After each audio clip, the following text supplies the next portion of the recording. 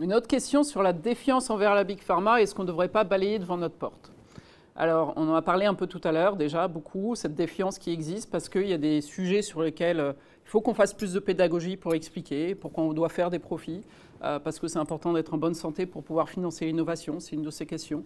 Ensuite, il y a des sujets plus polémiques, et je pense qu'on doit faire encore plus. On a beaucoup parlé de pénurie. Clairement, ça ne nous satisfait pas, c'est une priorité. C'est un domaine qui est complexe, parce que c'est lié à une augmentation de la demande, donc ça va prendre du temps, mais très clairement, c'est une priorité, mais on doit faire beaucoup plus.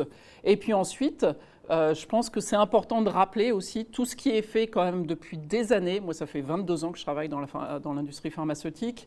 Avant que j'arrive, dans les années 90, il y avait déjà une loi anti-cadeau. Il y a des lois maintenant sur la transparence, sur tout ce qui est le lien d'intérêt avec conflit d'intérêt avec les médecins. Il y a une transparence de tout avantage qu'on peut donner de façon indirecte. Par exemple, on fait une réunion d'information auprès de médecins ou de travail et on offre, parce que c'est sur l'heure du déjeuner, les coûts liés à ce déjeuner sont très encadrés, d'accord. Un déjeuner, c'est 30 €, pas plus.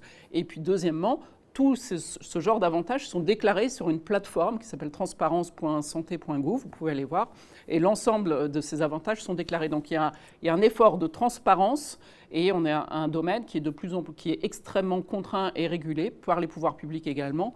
Donc je pense que balayer devant sa porte, je pense qu'on le fait beaucoup. Ensuite, il y a des sujets sur lesquels on peut faire encore davantage.